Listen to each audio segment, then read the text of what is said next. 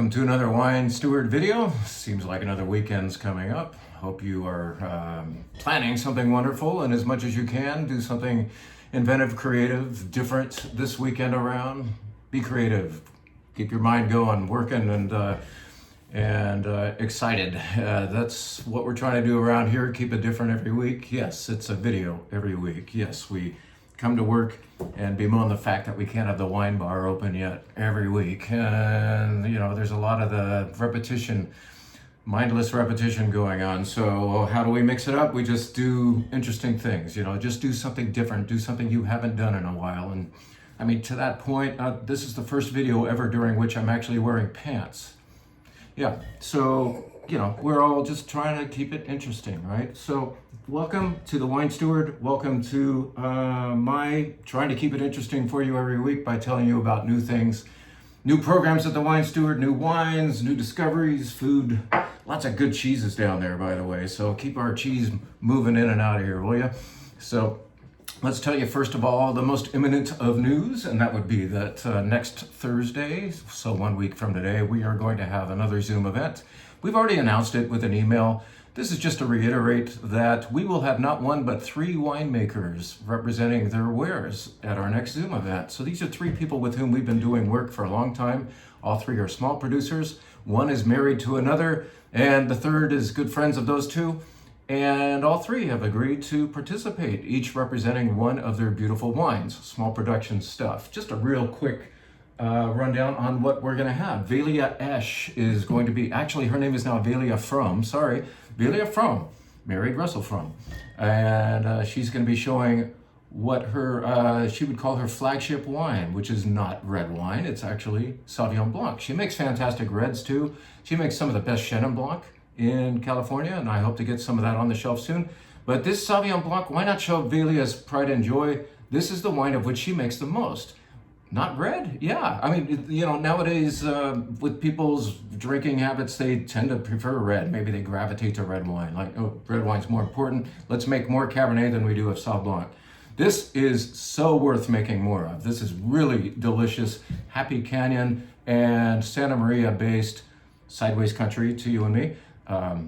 Sauvignon Blanc, that is gorgeous. It's got mouthfeel, so it's a little bigger and richer, and yet in a good way. It's still totally refreshing. So can't wait for her to tell us about how Sauvignon Blanc works in her winery. And then wine number 2 for that event will be a very familiar label, the newest vintage of Sans Liège, The Offering. The Offering has appeared on the Wine Steward shelves for many years. It's appeared on the Wine Spectator's Top 100 Wines of the Year at least twice. And Kurt Schauklin will be here to tell us how he makes this beautiful Grenache Syrah Mourvedre blend. And it's all Santa Barbara County. It's juicy, good stuff. It represents the Rhone varietals very, very well in a more endearing kind of California fruit-forward way that's still not overstuffed. I admire this wine every year. Kurt does a nice job. The final wine, we will save the biggest for last, the highest priced wine as well, but you know, this sucker just got 94 points from Jeb Dunnick, and it's bound to get other accolades as well. But that said, the wine is almost out of inventory. It's almost gone. So we've captured some of the last cases of Herman Story's first time color. So Herman Story is not the name of the dude. I think he's a grandfather of the dude. Russell Fromm, the husband of Velia, aforementioned Velia, will be with us as well, telling us about this big lumberjack of a wine. So Herman Story, that is Russell, does not make shy wines. He does not make small wines. In other words, they are big, they are alcoholically large, they are dark in color, potent in size and flavor. And yet, I believe that he's one of those master winemakers who does big correctly, if that makes any sense to you. So in other words, these are wines from him that are huge and yet smart and balanced. And so as soon as you see this wine landing in your glass, you're going to say, whoa, you know, Petite Syrah is what's going on here. And the color is just the beginning. This is going to be a fun way to finish the night out. So we're going to have all 3 people probably sparring a little bit with each other in a playful way. And then we'll be keeping an eye on your questions that you submit or comments and be contributing those to them. And so we'll just be moderating that night. It'll be fun. If none of you are asking a lot of questions, then I'll come up with some of my own. But I can't wait for next Thursday. This pack is available on thewinesteward.com, so that's our website. You're going to find this on the event and event wines section of thewinesteward.com. Those of you who are club members can apply your discount code and get 10% off of the price you see on the website, all right? So if you don't know that, if you're not used to applying that code, or you do most of your shopping in the store, which you can right now with a mask on, if you're working online to get this pack, send me an email, I'll send you your code. How about that? It'd be nice to hear from you.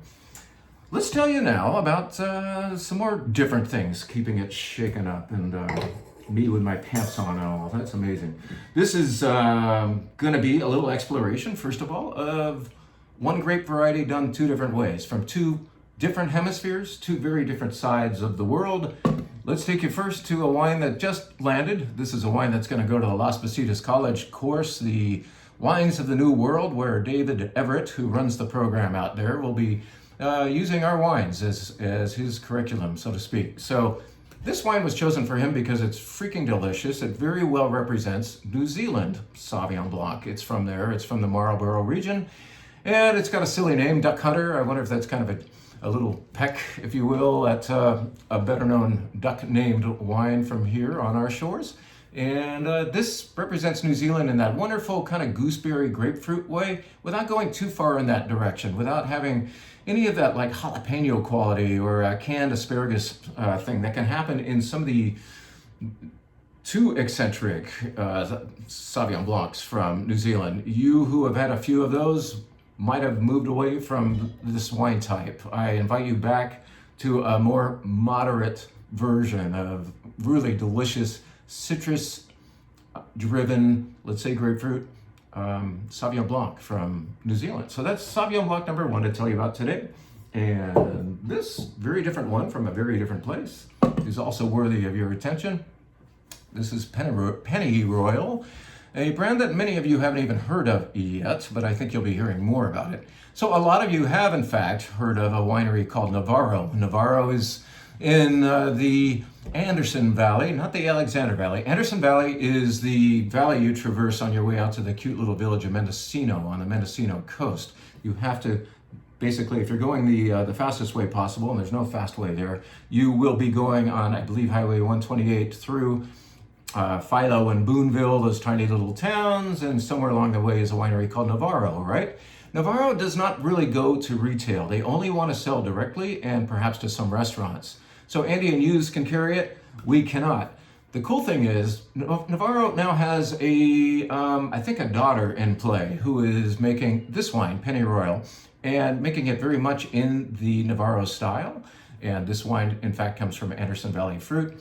And how is it different from the New Zealand one we just described, where New Zealand was kind of more grapefruit and gooseberry, as I keep saying? You will find perhaps more melon and a more enriched citrus thing going on here. So this is not quite as zingy. It's a little more pleasure in fruit.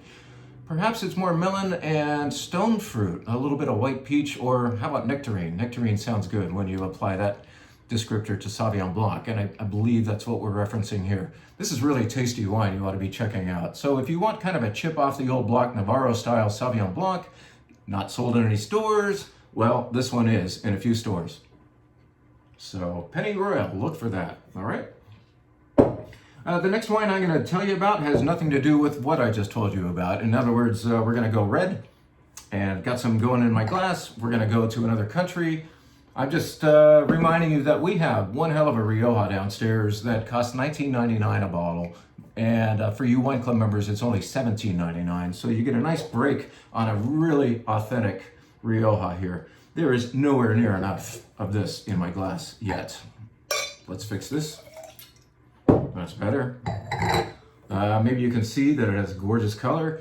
And I can only impress upon you, I can only try to persuade you by being dramatic, that this smells great. Now, Rioja is made of Tempranillo, normally. Rioja is the name of the region. Tempranillo is the name of the grape, the noble grape of Spain. And this might, in fact, also have a little bit of Graciano in it. It could have some Masuelo in it. Masuelo is Rioja's name for Carignan. And it could have Garnacha, but I think it's basically Tempranillo and a little of Graciano. Graciano is, it's a grape that darkens and adds violets, some would say, perhaps a slightly green streak to a wine. I believe I'm smelling some Graciano in this Tempranillo-based wine because along with tobacco and dark cherry, I'm getting this kind of like soil, like damp, fragrant, maybe freshly tilled soil in this nose. And that might sound weird, but it's actually a very comforting smell. This smells great.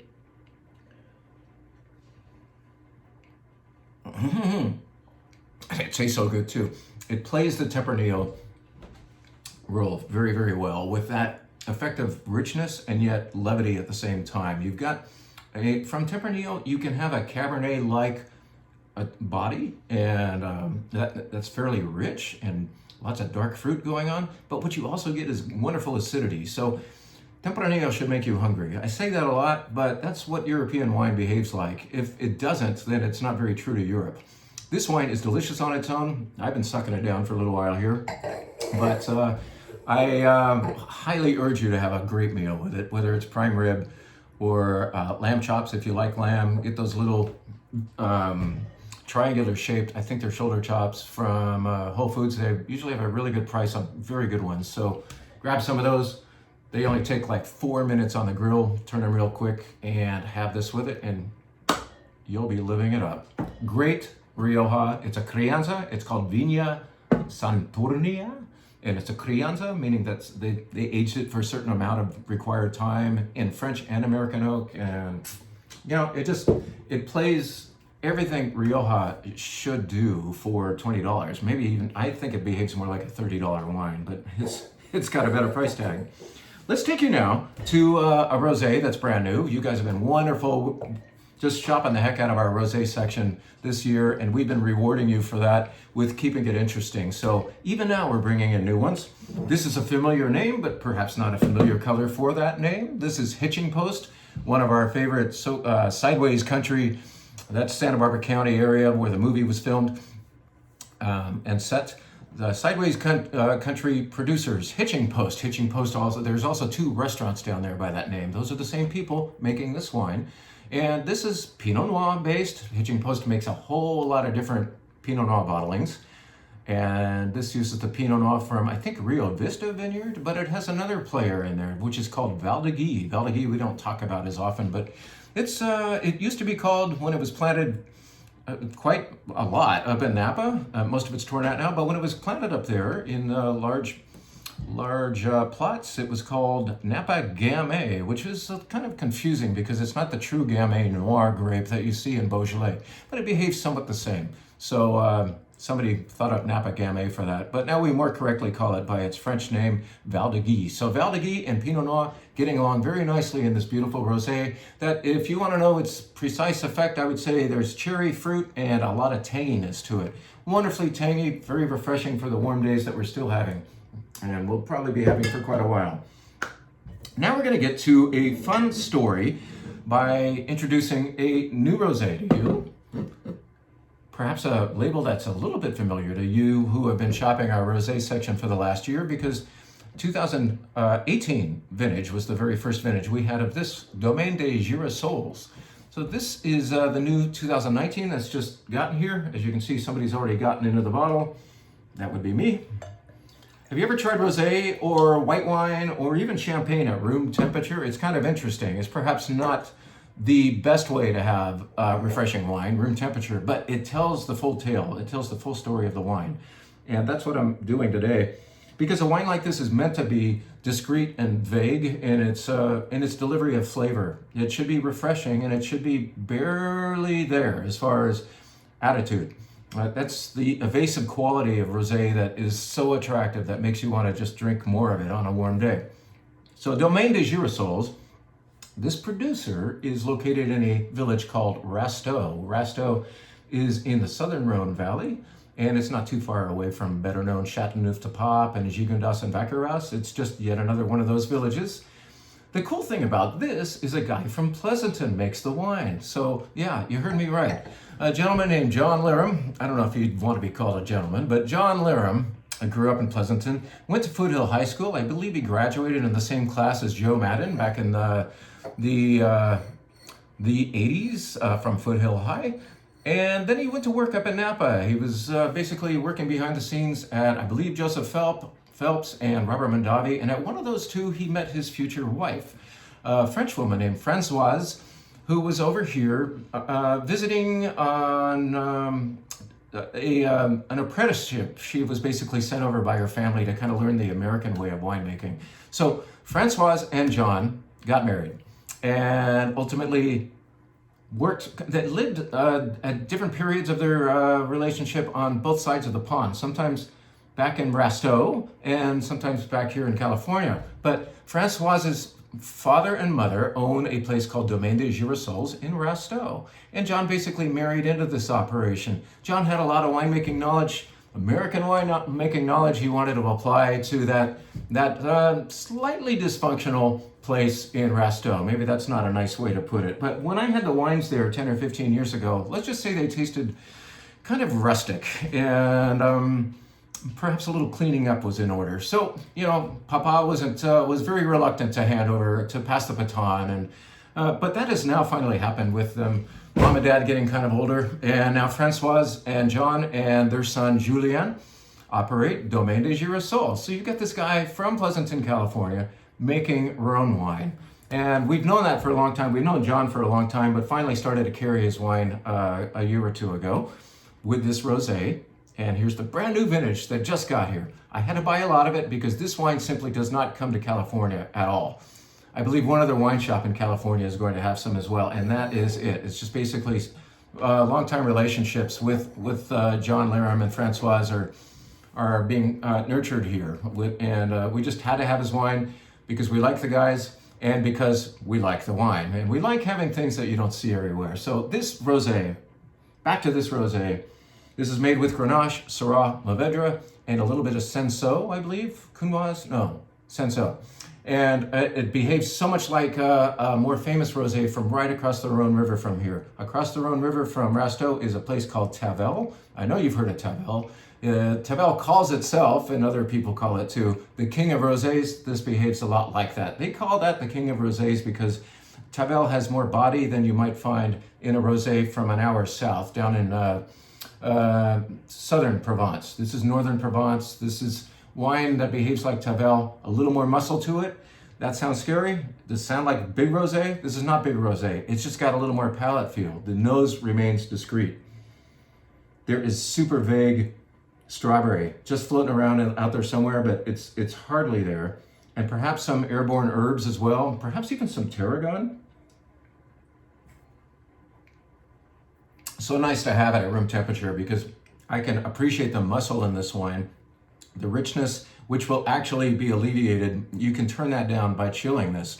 And you might want to, but right now, this wonderful orange rind, more of that strawberry thing, but it's got this tangy orange rind quality. It's a dry wine, just so you know, remind you of that.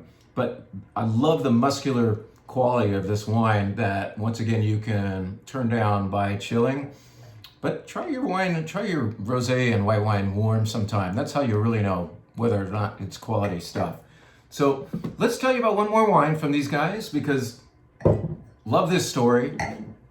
This is the newly designed label because John Laram not only gets to have his way with the winemaking at Domaine des Girasoles now, he also gets to have his way with a label redesign. So where the last label was just totally fine, John just wants to get his fingerprints on the bottle as well. So why the silver and black? Well, let's just say that on a very, very hot day last year, at this time of the year, actually about a month ago this time of the year, a little race was going on that happened to go through the Rhone Valley on one particular day, a race called the Tour de France. And that's when John Laram had the honor of having all these cyclists actually go right by his property. The stage number or whatever was going right by his place. What was John doing? He was out there on that 115-degree day, not only worried about his grapes turning into raisins, but also proudly waving a Raiders flag at all those